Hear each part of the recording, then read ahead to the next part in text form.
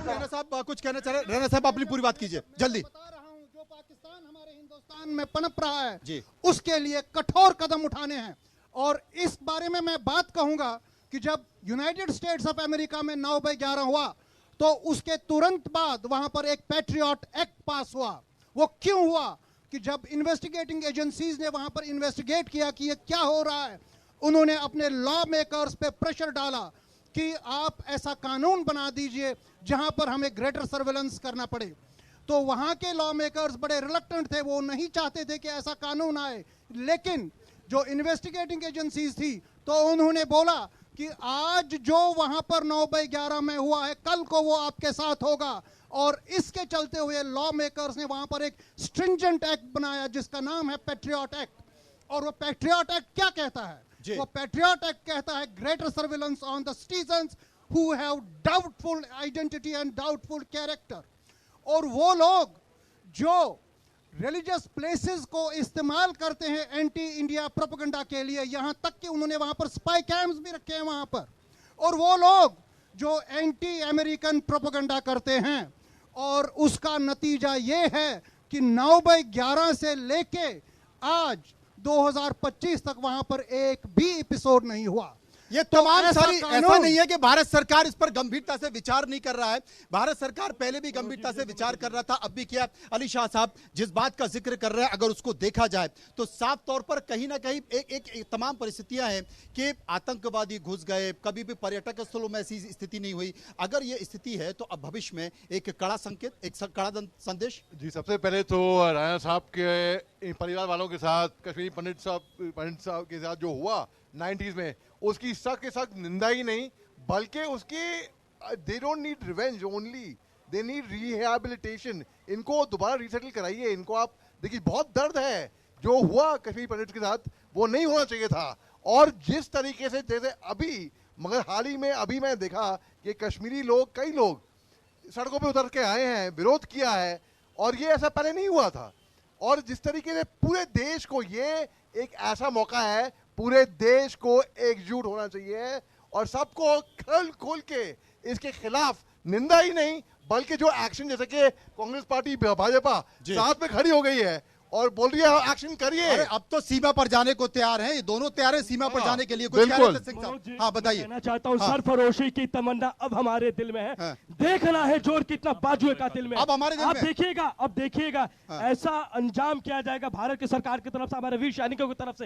ये पुराना भारत नहीं है, ये वो भारत नहीं है जब देश के अंदर आतंकी हमला होता था तो यहाँ के एक डरपोक प्रधानमंत्री थे, यूनाइटेड नेशन के सामने जाके कहते थे, हाँ जी हमारे देश में है आतंकी हमला करके चले गए। अपने चैनल के माध्यम से देंगे तो 2014 के बाद से हमने देखा ये गलत तरीके से बात करेंगे, बोलने नहीं देंगे आपको। अरे बोलने नहीं देंगे। 71 में आ रहा है, अभिनंदन को छुड़ा कर रहा है।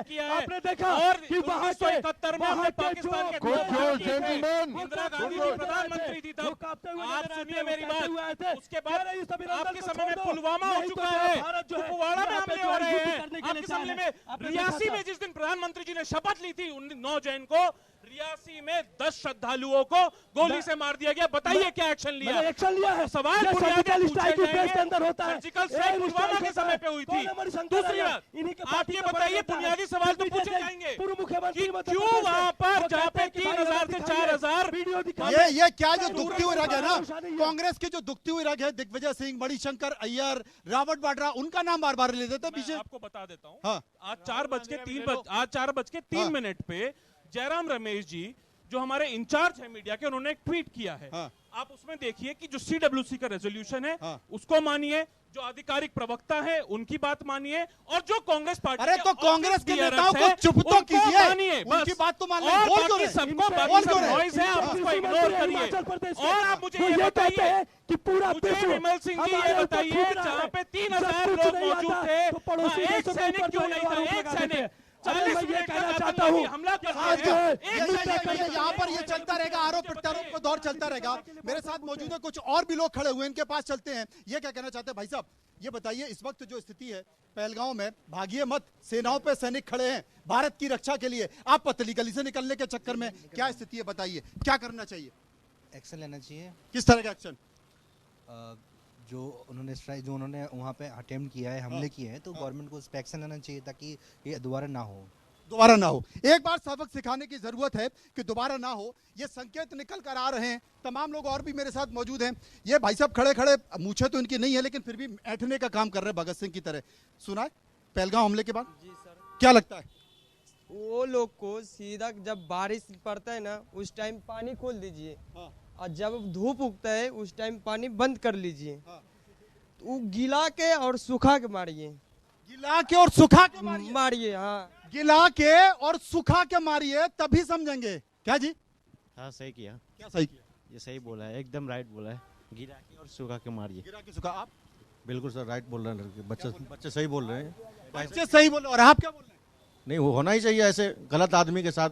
हाँ भाई सही बोल रहे हैं, बिल्कुल सही बोल रहे हैं एकदम। आप सर क्या बताएं, जो हो रहा है ना वो तो देखो, जो हो गया अब उसको दोबारा ना दोहराए कोई, ठीक है ना। अब जिन्होंने जो आतंकवादी थे, जो भी थे, जो हमला हुआ, जिसकी जान गई है, तो उसको सरकार को एक्शन लेना चाहिए कि दोबारा ऐसा काम ना हो, सबक देना चाहिए। आपका शुभ नाम? जी मेरा नाम शाहरुख है। शाहरुख भाई कह रहे हैं कि अब जो आतंकवादी आए उन्होंने कहा, शाहरुख भाई कह रहे हैं, गंभीरता से सुनो, कि जो हो गया ऐसा करना चाहिए कि कम से कम सबक सीखा। हाँ, ऐसा करना चाहिए कि दोबारा ना हो। दोबारा ना हो, एक बार सबक सिखाया जाना चाहिए। हाँ, उनको सबक सिखाया जाना चाहिए। सबक सिखा। हाँ भाई क्या? अरे रील से बाहर निकलो, रियल में आओ। ये रील के चक्कर में समझ रहे हो? हाँ, देख रहे हैं इनको। हाँ। नहीं सही किया। क्या सही किया? अभी तो कुछ किया ही नहीं है।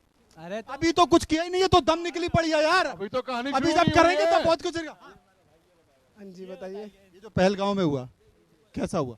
ये गलत हुआ। नाम क्या? समीर। समीर। क्या हुआ? जो भी कराया उन्होंने आतंकवादियों ने, जैसे उन्होंने करा उनके साथ भी वैसी होनी चाहिए। वैसे ही होना चाहिए। इस बार देश से पूरी आवाज एक आ रही है। एक आनी चाहिए और सबको मिलके एक साथ खड़ा होना चाहिए। जरूरत पड़ी तो अपन चलेंगे सीमा पे, मैं भी और आप भी, दोनों साथ में। जरूरत पड़ी तो इस बार सीमाओं पर जाएंगे। बात यहाँ तक पहुंच चुकी है। भाई साहब आप क्या कहेंगे? सबक सिखाना चाहिए उनको, बार बार हो रही है ना, ऐसा सबक सिखाना चाहिए कि फिर इधर भारत की तरफ ताके ना हो। सबक होना चाहिए। कौन सिखाएगा? सबक तो हमें और आपको मिलके भी सिखाएंगे। हाँ हाँ, हम लोग चलेंगे ना? चलेंगे साथ में है हम लोग। क्या करेंगे? सुखा के और गिला के दोनों मारेंगे। हम लोग, जो होगा हिम्मत नहीं हारेंगे, पीछे नहीं हारेंगे। भारत पीछे नहीं हारेंगे। इस बार कुछ भी हो जाएगा, देखा जाएगा। भाई साहब आप बड़े दुखी लग रहे हैं, कारण क्या है? अरे कुछ नहीं, तभी थोड़े से खराब चल रही है। खराब चल रही है इस वक्त सीमाओं में। जो स्थिति है, तनाव है, आपको पता होगा। भारत के साथ जो किया है पाकिस्तान ने, क्या होना चाहिए? जी जो हुआ है उनके साथ वो तो गलत तो हुआ है भाई, किसी के साथ भी कोई गलत होगा तो उसके साथ भी गलत ही करना चाहिए। एक बार सबक सिखा लें क्या? हाँ सही करना चाहिए बिल्कुल। बहुत हो हाँ बहुत हो गया, मतलब कि एक बार हो जाएगा ना तो फिर क्या नाम है, दोबारा नहीं होगा फिर। 62 में हुआ, हाँ। 71 में हुआ। ये तो बार बार हो रहा है ना। बार बार। 71 का इतिहास दोबारा दोहराना चाहिए एक बार मोदी जी को।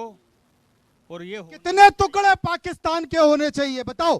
पहले 2 हुए थे, इस बार टुकड़ों से काम नहीं चलेगा, या तो इसका नामो निशानी मिटा दो, या इसको ऐसा सबक सिखा दो या आगे से ऐसी गलती करे ही ना। कितने टुकड़े होने चाहिए इस बार? 4 टुकड़े होने चाहिए कम से कम। कम से कम तभी मानेगा। तभी मानेगा। बिल्कुल बिल्कुल। ये 4 टुकड़े इस बार हिंदुस्तान के होने चाहिए। शान भाई बताइए, आरोप मत लगाइए। देखिए एकता की बात है। हाँ, पाकिस्तान के। हाँ आप बताइए। केवल 3 बातें बोलना चाहूंगा।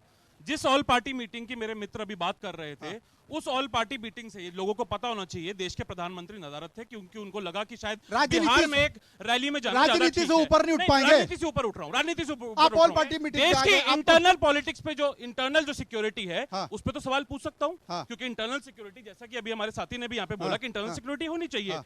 आप ये बताइए मुझे कि देश की सेना में, अभी एक्सपर्ट्स बता रहे हैं, मैं नहीं बोल रहा, एक्सपर्ट्स बोल रहे हैं, देश के जो पुराने रिटायर्ड जनरल्स हैं वो बोल रहे हैं कि 1,80,000 सैनिक भर्ती कम हुई है हमारे देश में। 3 साल तक कोविड के समय सैनिक नहीं हमारी सेना में भर्ती हुए, उसके लिए जिम्मेदार कौन है? मुझे ये बताइए कि पुलवामा में आरडीएक्स कैसे आया? मुझे ये बताइए कि पहलगाम में जहाँ पे मनोज जी 3,000 सैलानी वहां पे मौजूद थे, वहां पे एक भी सिक्योरिटी गार्ड क्यों नहीं था? क्यों ये सबसे बड़ा इंटेलिजेंस फेलियर है कि नहीं है? इसके लिए देश के गृह मंत्री जिम्मेदार है कि नहीं है? देश की राष्ट्रीय सुरक्षा सलाहकार जिम्मेदार है कि नहीं है? बताइए। और ऐसे समय में जवाब लेते हैं। 4 सवाल सीमा पे चले, सीमा पे चले। भैया मैं सीमा पे जाने को चले क्या? ये सीमा पे जाने को अरे तो जोश बचा के रखो ना, जोश बचा के रखो। लेकिन पीयूष गोयल साहब हमारे राष्ट्रवाद पे सवाल उठा रहे हैं। 140 करोड़ लोगों के राष्ट्रवाद पर सवाल उठा रहे हैं। हम चारों जानने मनु को भाई तैयार हैं। मनु भाई देखिए, मैं कहना चाहता हूं कि सरकार ने भी स्वीकार किया है कि हमसे जो है चूक हुई है, और हम बड़ी जिम्मेदारी के साथ स्वीकार करते हैं कि चूक हमसे हुई है। स्वीकार नहीं है दूसरी चीज नहीं कर रहे, दूसरी चीज करना चाहिए, राजनीति नहीं होनी चाहिए। इसका इलाज ये करिए। राजनीति का मुद्दा नहीं है, ये देश की सुरक्षा का मामला है, बिल्कुल नहीं और है। ये देश हित के लिए जो है बड़ा राजनीति चैलेंज नहीं होनी चाहिए, है। सुन लेकिन लीजिए, राजनीति होनी चाहिए। एजेंसियां क्या सुनिए कह रही हैं? मनु भाई, इतनी मौका गंभीरता से दीजिए प्लीज, प्लीज मौका दीजिए। राजनीति मत करना। राजनीति नहीं हाँ, करूंगा, राजनीति राजनीति मत नहीं करना। करूंगा। देखिए, आपको याद होगा जब 27 फरवरी 2019 में हमारे जो अभिनंदन जो गलती से सीमा पार चले गए थे, आपने पाकिस्तान का जो है प्रेस कॉन्फ्रेंस देखा था। पाकिस्तान के जो विदेश मंत्री थे शाह मोहम्मद, उनका आपको भभकी याद होगा। उन्होंने कहा था कि अरे छोड़ दो जल्दी इस अभिनंदन को, नहीं तो जो है मिसाइल अटैक भारत कर देगा। और 2 दिन के अंदर, 2 दिन भी नहीं हुआ था, 2 दिन के अंदर अंदर जो है अभिनंदन की वापसी जो हुआ था, ये नया भारत था। हमारे बीएसएफ के जवान गलती से चढ़े गए, अभी तक पाकिस्तान ने छोड़ा नहीं। वो मैं बात आएंगे, करूंगा, मैं बात करूंगा, मनोज आपसे भाई, बात मनोज करूंगा। भाई आएंगे। सूद साहब, एजेंसी। देखिए, एजेंसीज की तो बहुत सी बात हो जाएंगी। मैंने पहले इनके कांग्रेस के प्रवक्ता को बताइए। जब ये अटैक हुआ, इससे पहले राहुल गांधी अमेरिका चले गए थे, और जब भी राहुल गांधी फॉरेन जाते हैं कुछ ना कुछ हो जाता है। नहीं, ये कोई तरीका नहीं है, यही तरीका इसको आप कोरिलेट नहीं कर सकते इस तरह से। अच्छा, राहुल गांधी जी यूएस से अपने ट्रिप कैंसिल करके प्रधानमंत्री जी भी आए, आना पड़ा, प्रधानमंत्री जी भी आना पड़ा उसको। दोनों ने अपनी जिम्मेदारी समझी, उसका भी नेता के, उसका रीजन है, विपक्ष के नेता ने भी समझी, प्रधानमंत्री ने भी समझी, एक सऊदी अरेबिया से राहुल वापस आए गांधी और एक यूएस से वापस आप आए। जवाब दीजिए। उसके राहुल बाद गांधी देश के जवाब दें। प्रधानमंत्री बिहार चले गए और राहुल गांधी जी पहलगाम चले गए, श्रीनगर चले गए, जो वहां पे घायल हुए लोग हैं उनसे मिलने फिर का लड़ने काम लगे, किया। फिर राजनीति होने लगी, पहली बार रैना साहब, जम्मू कश्मीर की विधानसभा में विशेष सत्र बुलाया गया, विशेष सत्र बुलाकर निंदा प्रस्ताव पास किया गया। निंदा प्रस्ताव पास करने के बाद यह कहा गया कि इस बार हर कश्मीरी भारत के साथ है, और हर कश्मीरी ये चाहता है, हर राजनीतिक पार्टी ये चाहती है कि इस बार पाकिस्तान को मुंह तोड़ जवाब दिया जाए। फिर भी गीदड़ भपकी आ रही है साहब। भारत की सेना, भारत की शक्ति, भारत की सरकार, अभी तो पानी की स्थिति है, तब आप परेशान हैं। पूरा पाकिस्तान बिलबिलाया हुआ। अभी तो जब रॉकेट यहां से उड़ेंगे, राफेल यहां से उड़ेंगे, तमाम हथियार पहुंचेंगे, 200-250 किलोमीटर की मार क्षमता से मिसाइलें पहुंचेंगी, तब क्या होगा? देखिए, अच्छी बात है जो ये रेजोल्यूशन J&K असेंबली में आया, बहुत अच्छी बात है। लेकिन जब हम नॉर्मलसी की बात करते हैं कि कश्मीर में नॉर्मलसी आती है, तो ये नॉर्मलसी हमने टूरिज्म के कंधे पे डाल दी है। और आज जब कश्मीर में प्रोटेस्ट हो रहा है, रेजोल्यूशंस पास हो रहे हैं, लोग सड़कों पे आ रहे हैं, इनको कोई दर्द नहीं है कि ये क्या हुआ, कैसे हुआ। इनको लगता है कि ये टूरिस्ट सीजन गया और हमारा नुकसान हो गया। इसके चलते हुए मैं कुछ बातें आपको कहूंगा जो शायद आपको अच्छी नहीं लगेंगी। फरवरी में एक टेररिस्ट समिट होता है रावलकोट मुजफ्फराबाद में, 18 अप्रैल को। 18 अप्रैल को नहीं, फरवरी में हुआ, फिर 18 अप्रैल को। अच्छा, एक जहां पर हमास की लीडरशिप भी आई थी, वहां पर क्या हुआ ये तो भारत की सरकार को पता होना चाहिए। उसके बावजूद 25 मार्च को हमारे माननीय गृह मंत्री एक ट्वीट करते हैं, separatism is a history in Kashmir. और इसके चलते हुए अभी 1 महीना भी नहीं हुआ, 22 अप्रैल को एक कांड हो गया। मुझे ये बता दीजिए, आसिफ मुनीर ने जो लेक्चर कर दिया, जो उसने हिंदू मुस्लिम की बात कर दी, जो उसने कश्मीर को जुगुलर वेन बताया, वो क्या था? वो एक मैसेज था जो कश्मीर में स्लीपर सेल्स है, जैसे मैंने बताया, जो पाकिस्तान कश्मीर में पल रहा है, जो पाकिस्तान पनप रहा है, उनको बताने के लिए उठो वक्त आ गया है।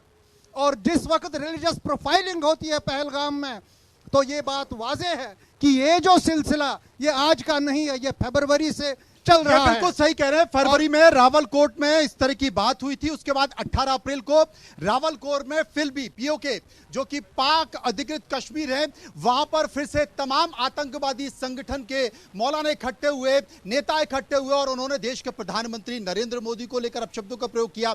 उन्होंने हिंदुओं का जिक्र किया।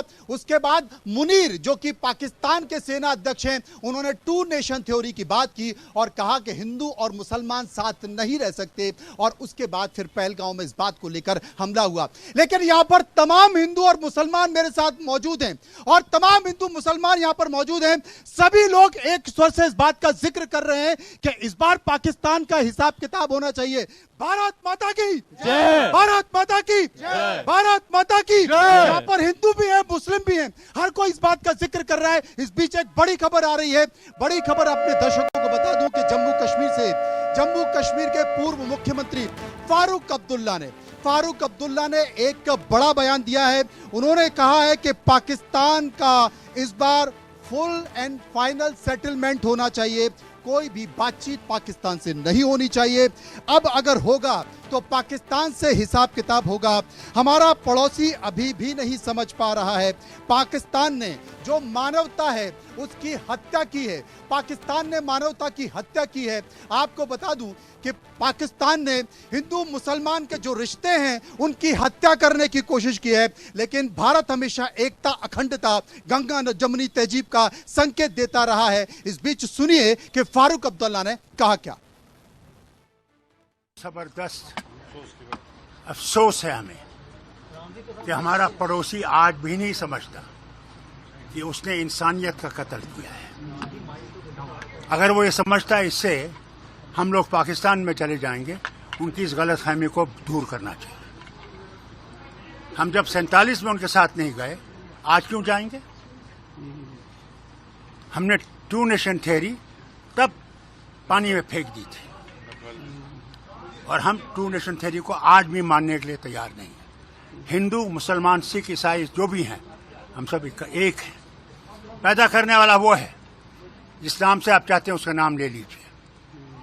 से जो ये समझते हैं कि हमें वो इससे कमज़ोर कर देंगे, हम इससे कमज़ोर नहीं, हम इससे मजबूत हो रहे हैं और उनको अच्छा जवाब देंगे।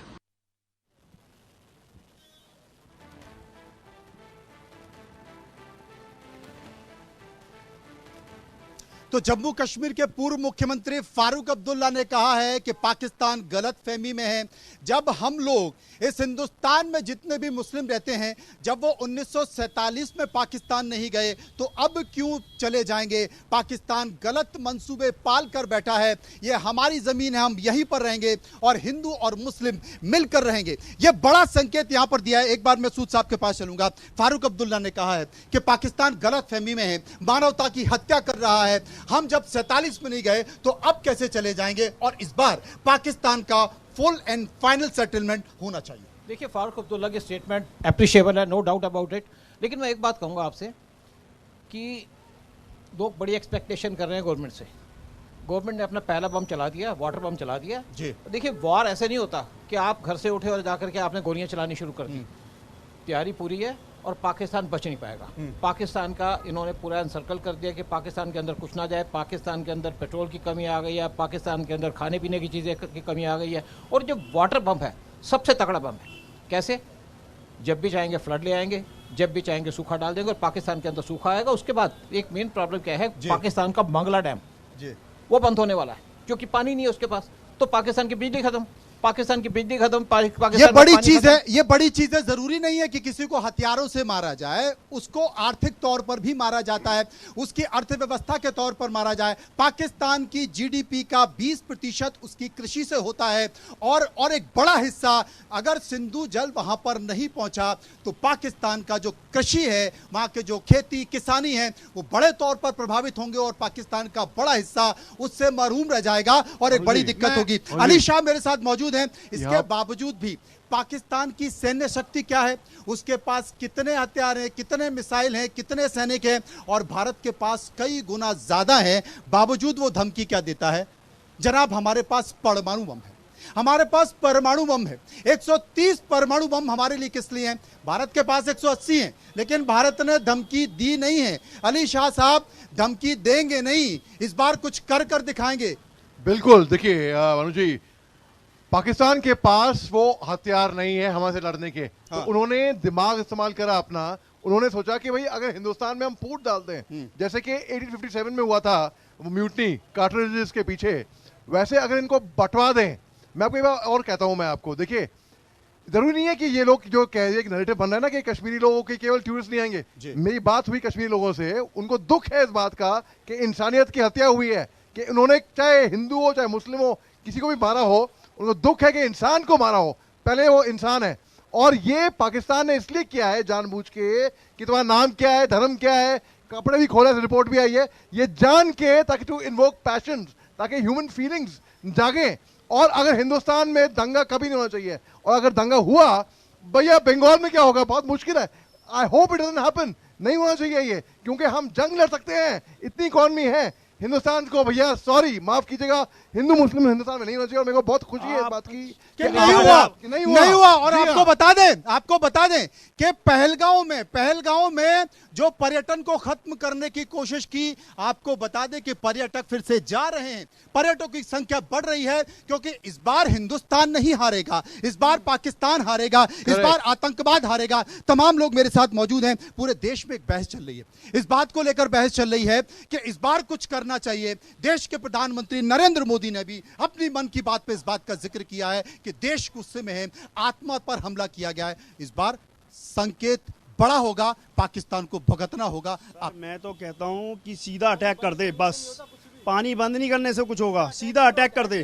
क्योंकि 4 साल में अमरनाथ गया हूं और अमरनाथ में एक ही चीज कही गई है कि यहाँ के फौजी, यहाँ के ये जो फौजी हमारे इंडियन के हैं, सब कहते हैं काफिर हैं ये। आप हम यहाँ जाते हैं तो हमारे को कहते हैं कि सर ये तो आप टूरिस्ट हो, आप पैसा दे रहे हो, आप तो बहुत बढ़िया हो। फौजियों को गाली देते हैं वहाँ पे। तो आप सबसे बड़ी बात ये देखिए, जब फौजियों को गाली दे रहे हैं वो हमारी इंडियन है, देश की रक्षा कर रहे हैं, सीमाओं की रक्षा कर रहे हैं, दुख होता है। अब नहीं, ये भावना ये है कि पानी बंद करने से कुछ नहीं होगा, सीधा अटैक करो, बिल्कुल अटैक करो, बिल्कुल एकदम। कितने टुकड़े करें इस बार बताइए जी? कितने टुकड़े कर दें इस बार?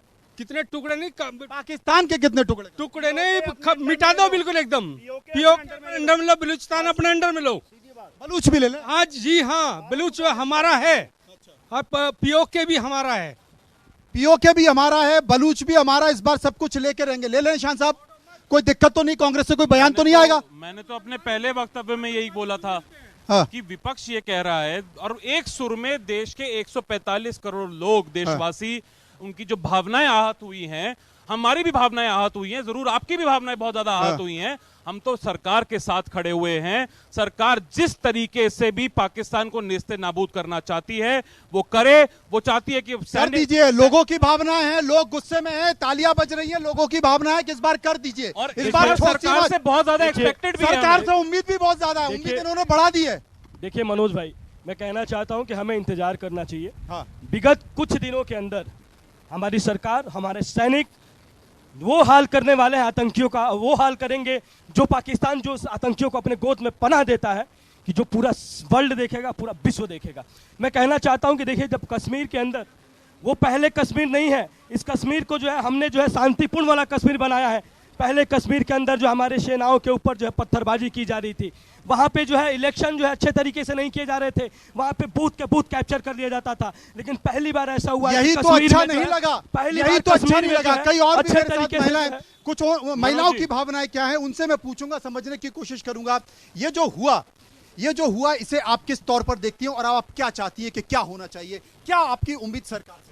देखिए, सबसे पहले तो मैं ये पूछना चाहूँगी उमर अब्दुल्ला से, वो चीफ मिनिस्टर हैं, एक भी शब्द उनकी तरफ से क्यों नहीं आया? कुछ भी उन्होंने इस बात पे जो इतना हुआ है हिंदुओं के खिलाफ, क्यों भी उन्होंने अभी तक वो चुपचाप क्यों हैं? क्या इसका मतलब है इसके पीछे? विधानसभा का सत्र बुलाकर उन्होंने निंदा की है, कहा है कि पूरा कश्मीर एक साथ। नहीं, निंदा की है उन्होंने, लेकिन हिंदुओं के लिए उन्होंने एक शब्द भी सहानुभूति का नहीं आया, ना वो वहाँ पे गए। ये क्या मतलब है इसका? ये क्या दर्शाता है? ये आपकी उम्मीद क्या सरकार से? उम्मीद यही है कि पाकिस्तान को मिटा देना चाहिए, और ये डिजर्व नहीं करते इंडिया की सिंपैथी किसी भी तरह की, क्योंकि हिंदुस्तान हमेशा से नर्म दिल रहा है इसके लिए, और अब ये नहीं चलेगा, अब बिल्कुल नहीं चलेगा। हिंदुओं को दबाया जा रहा है जिस तरह से, ये अब बर्दाश्त नहीं होगा, बर्दाश्त नहीं होगा, अब नहीं चलेगा। कुछ और लोग भी मेरे साथ मौजूद हैं, आप क्या मानते हैं, आपकी राय? ये मामला वर्षों पुराना है और भारत की सेना भी जानती है कि एक बार इसके ऊपर शानदार वार नहीं किया जाए तब तक कुछ होने वाला नहीं है। और हमारे माननीय प्रधानमंत्री मोदी जी और अमित शाह, इनके दिमाग में कभी से ही ये बात चल रही है कि अब के इसने गड़बड़ी की तो इसका मुंह तोड़ जवाब दिया जाएगा। तोड़ दे मुंह जी बिल्कुल तोड़ दिया जाए। कैसे तोड़े बताओ सर जी, जो हमारे मोदी जी चाहेंगे वो अच्छा ही करेंगे, जो भी हैं अच्छा करेंगे जी। मोदी जी के साथ खड़े हैं? जी बिल्कुल पक्का पक्का सर। मत जाना आज कहीं भी नहीं, कभी नहीं भागेंगे। यहाँ पर मैं आपको बता दूं कि हिंदुस्तान जिंदाबाद पाकिस्तान मुर्दाबाद के नारे भी लग रहे हैं और यहाँ पर तमाम लोग नारे लगा रहे हैं। पाकिस्तान मुर्दाबाद, पाकिस्तान मुर्दाबाद, पाकिस्तान मुर्दाबाद, मुर्दाबाद, मुर्दाबाद, पाकिस्तान मुर्दाबाद, मुर्दाबाद, पाकिस्तान मुर्दाबाद, पाकिस्तान मुर्दाबाद। क्या नाम है जनाब? मोहम्मद समीर। मोहम्मद समीर कह रहे हैं पाकिस्तान मुर्दाबाद। देखिए हिंदुस्तान से यही आवाज निकल कर आ रही है। मेरे साथ रैना साहब मौजूद हैं। रैना साहब, लोगों की भावना इस वक्त तूफान पर। देखिए, जो आहत भारत को पहुंचा है, जो आहत भारतवासियों को पहुंचा है, मुझे वो दिन याद आ रहे हैं जब 19 और 20 की रात में मैं भागा हूं कश्मीर से, सिर्फ एक पैंट और शर्ट में, और मेरी बीवी प्रेग्नेंट थी उस वक्त। और उसके बाद की जो कहानी है वो वहीं नहीं थमी। उसके बाद संग्रामपोरा हुआ, उसके बाद नादी मर्ग मास मैसेकर हुआ, उसके बाद चिट्टी सिंह पोरा हुआ, उसके बाद जो है जम्मू प्रोविंस में, हिंदू प्रोविंस में, वहां पर लोगों को निकाल के चुन चुन के मारा दिया। जो ये आज रिलीजियस प्रोफाइलिंग होती है वो उन दिनों वहां जम्मू में हुआ करती थी। और आज जब पहलगाम का नरसिम्हार हुआ है, इसमें भी रिलीजियस प्रोफाइलिंग है और इसमें बहुत सिमिलरिटी है जो हमास ने 7 अक्टूबर 2023 में वहां पर इजराइल के साथ किया है। और वो भी वहां पर पर्यटक आए थे और वहां पर वो पार्टी मना रहे थे, और यहाँ पर भी ये पर्यटक पार्टी मना रहे हैं। साहब एक छोटा क्वेश्चन छोटा सा पूछिए। जब ये सारा कुछ हुआ तो जम्मू कश्मीर का सीएम कौन था? वही मैं बता रहा हूं, मैं उसी वक्त आ रहा हूं। और दिल्ली में कौन सा था होम मिनिस्टर? मैं उसी पर आ रहा हूं कि उस वक्त के मुख्यमंत्री डॉक्टर फारूक साहब थे। मैं यही बताना चाहता था, इसीलिए मैं उंगली उठा रहा था। और मुख्यमंत्री ने रिजाइन कर दिया वो इंग्लैंड भाग गए। और उस वक्त क्या हुआ, जैसे ही जगमोहन जी आए, वहां पर एक एडमिनिस्ट्रेटिव वैक्यूम हुआ 15 से 20 दिन, और 15 से 20 दिन में जो कश्मीरी पंडितों का पलायन हुआ, about 70 to 80% Kashmiri Pandits were forced to leave Kashmir. यानी आज में भी राजनीति है और बयानों में भी राजनीति है। एक मिनट, सबसे पहले ये जरूरत है जानने की कि क्या उस वक्त के मुख्यमंत्री किन हालात में स्टेट को छोड़ गए, क्यों वो स्टेट को हेडलेस छोड़ गए, ये बड़ा सवाल है। देखिए, हिंदुस्तान में बैठकर हिंदुस्तान के राजनेता और राजनीतिक पार्टी अगर पाकिस्तान की भाषा बोलेंगे तो पाकिस्तान को इस बात पे एक बड़ा फायदा मिलता है। कम से कम ये सब नहीं होना चाहिए। जी बताइए। जब ये सारा मैसेकर हो रहा था जम्मू एंड कश्मीर के अंदर, तो उससे पहले फारूक अब्दुल्ला एक बॉम्बे की बॉलीवुड की एक स्टार के साथ मोटरसाइकिल में घूम करके तमाशा देख रहे थे, शबाना आजमी जिसका नाम है। ये सारी सच्चाई की बात है। ये रॉ की फाइलों के अंदर सारा कुछ ये तमाम सारे संकेत निकल कर आ रहे हैं। ईशान त्यागी के पास। ईशान जी बहुत अच्छी बात बोली कि जो पाकिस्तान का नैरेटिव है उसमें नहीं फंसना चाहिए, उसके जाल में नहीं फंसना चाहिए।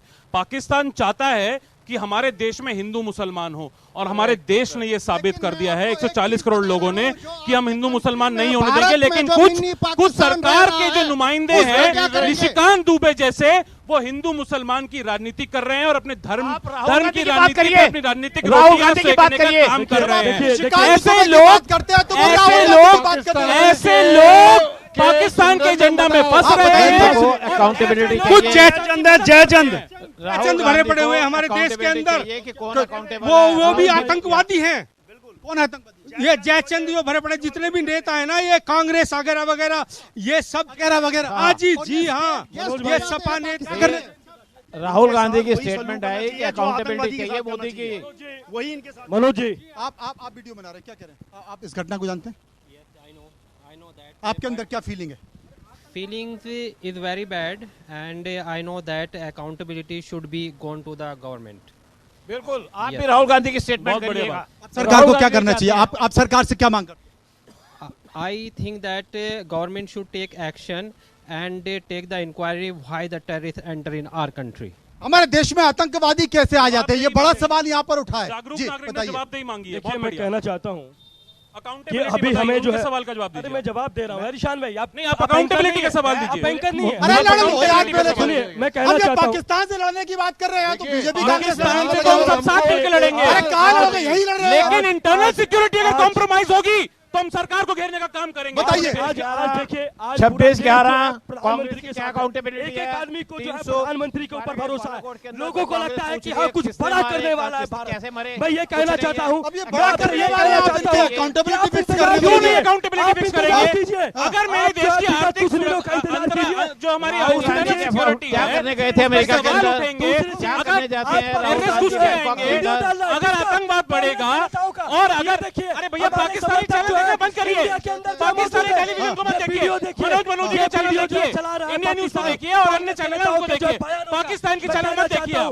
पाकिस्तान से बड़ा ऑब्सेशन है आपका। निशिकांत दुबे जी भारत जो है आक्रमण करेगा पाकिस्तान के अंदर तो यही नेता, इन्हीं के कांग्रेस के नेता जो है सैनिकों से सवाल पूछेंगे। कोई सवाल नहीं पूछेगा। ये राष्ट्र विरोधी है, ये राष्ट्र विरोधी। मैं आपके मंच के माध्यम से कह देना चाहता हूँ कि कांग्रेस पार्टी को बिल्कुल संदेह नहीं है अपनी देश की सेना पे। हमारी देश की सेना बहुत इस बीच सक्षम एक है और बड़ा और एक बड़ी खबर आ रही है, अपने दर्शकों को बता दूं। वो बड़ी खबर पहलगाम आतंकी हमले से जुड़ी हुई है। हमले के बाद एक्शन तेज हो गया है। जगह जगह पर चेक पॉइंट्स बना दिए गए हैं। बारामूला, कहां पर जम्मू कश्मीर में चेक पॉइंट बनाए आपको बता दूं। बारामूला, बांदीपोरा, कुपवाड़ा में चेकिंग पॉइंट्स बनाए गए हैं।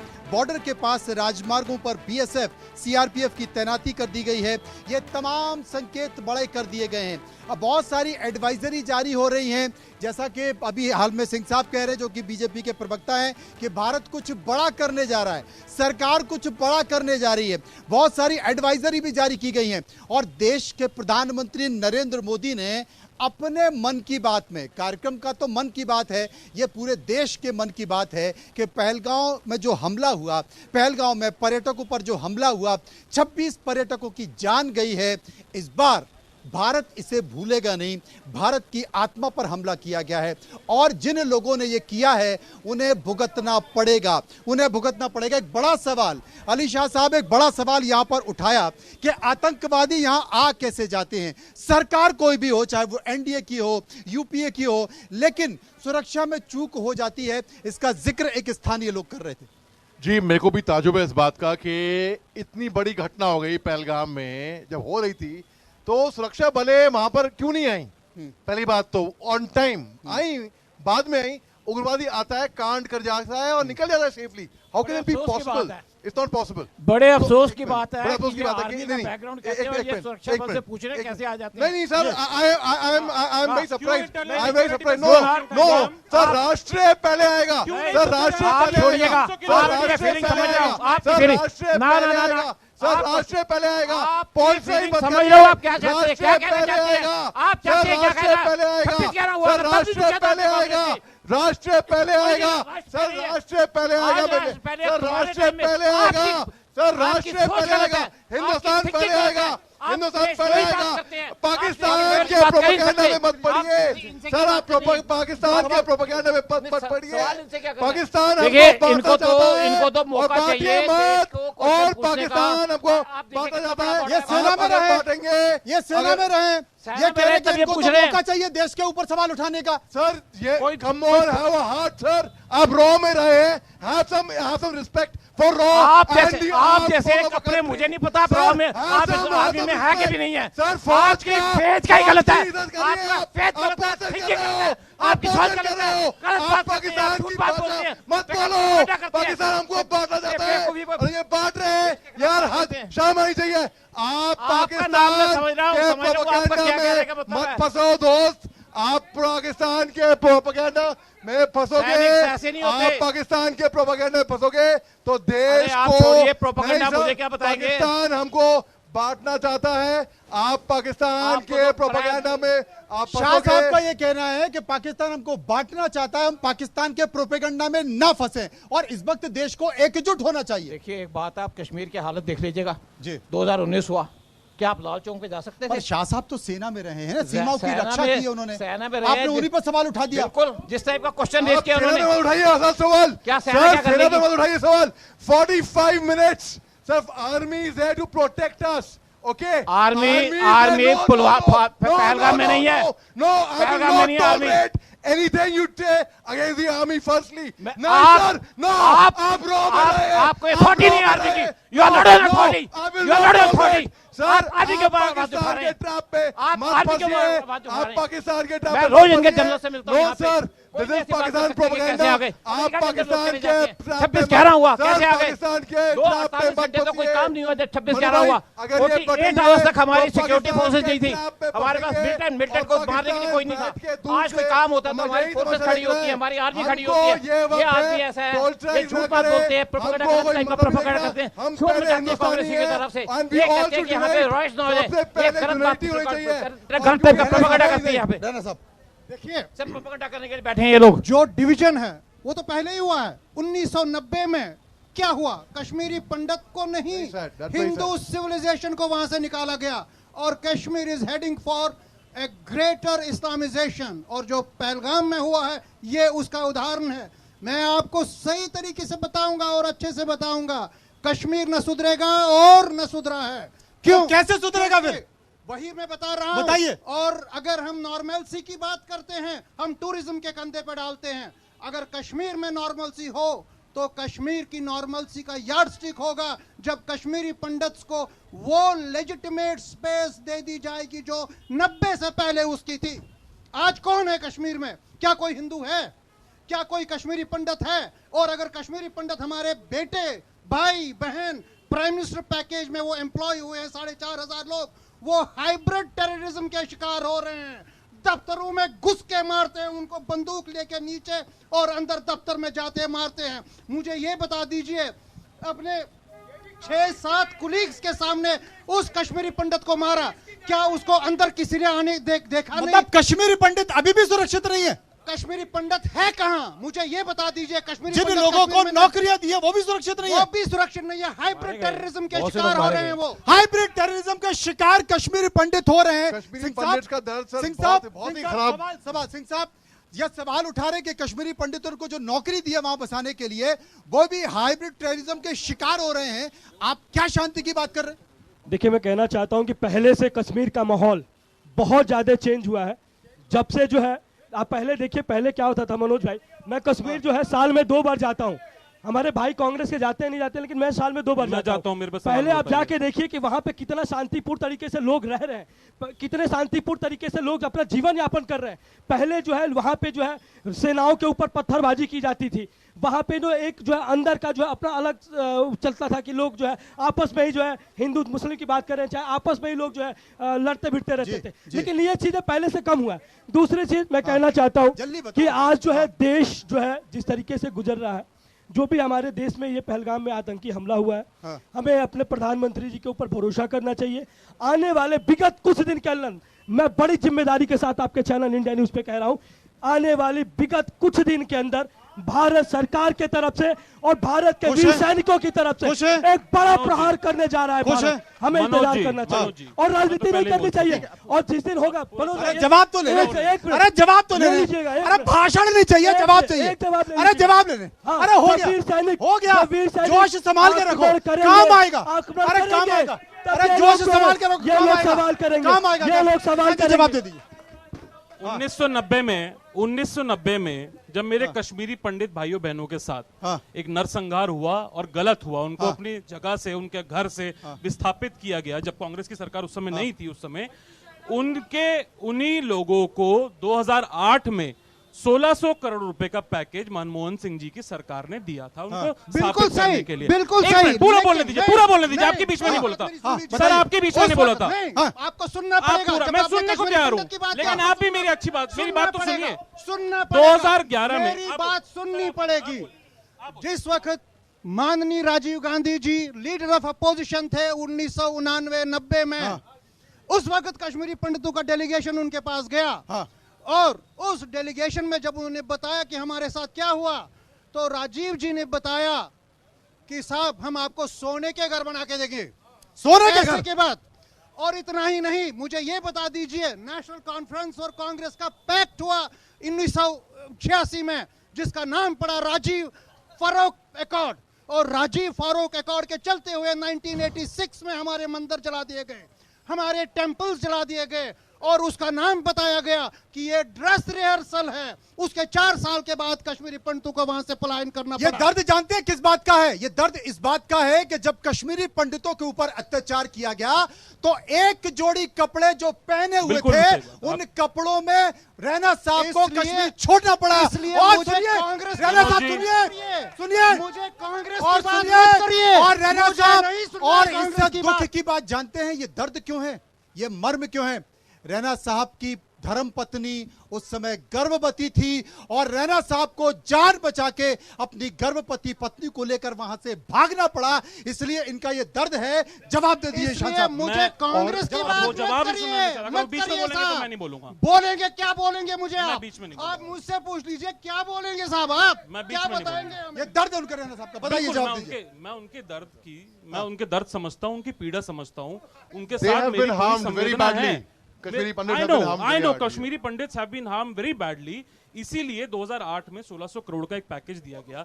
2011 में 4000 से ज्यादा मकान कश्मीरी पंडितों को स्थापित करने के लिए दिए गए। पैकेज के जरिए लोगों का दर्द कम हो जाएगा? नहीं, दर्द कम नहीं हो सकता। पहलगांव में जो 26 लोग मारे गए साहब, अगर उनको पैकेज दे दिया जाए तो क्या इस देश का दर्द मरहम लगाने का काम हमने किया है? देश का दर्द कम हो जाएगा? मरहम लगाने का काम हमने किया। अरे तो बताइए ना मनोज जी, 40 जवान शहीद हो गए, कहां से आया 300 किलो RDX? मुझे बताइए देश में। बताइए, जवाब बताइए।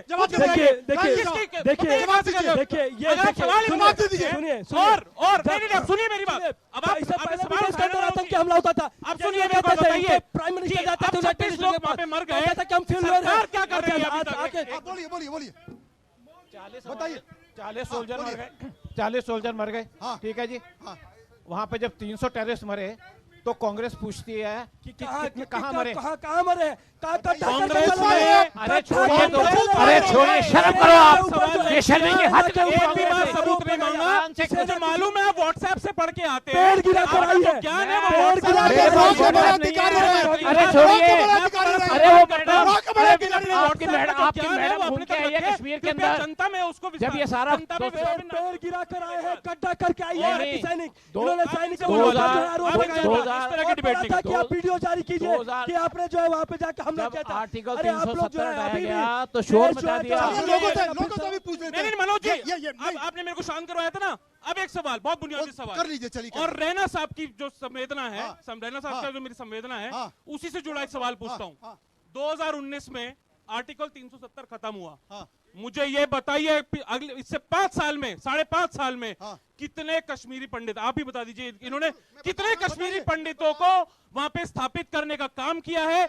उनकी जमीनें वापस मिली है, उनको नौकरी मिली है, उनको रोजगार मिला है? मुझे बताइए, सरकार बताए मुझे। मैं बता रहा हूं। हमें काफी उपेक्षा थी बीजेपी के साथ, हमें काफी उपेक्षा थी बीजेपी के साथ, ये मैं बता रहा हूं। हम सुप्रीम कोर्ट में दुहार लगाने गए, हमने सुप्रीम कोर्ट में रिट कर दिया, 2006 में कर दिया कि साहब हमारी सुनवाई कर दीजिए, हमारे साथ कुछ कर दीजिए। नतीजा क्या निकला? सुप्रीम कोर्ट ने 2016 में वो रिट दे दिया J&K हाई कोर्ट को कि भाई आप इनका फैसला कर लो। और जो आज की सरकार है, हम प्रधानमंत्री जी का बहुत रेस्पेक्ट करते हैं और प्रधानमंत्री जी की हमारे पास जो आज फेथ है और जो कॉन्फिडेंस है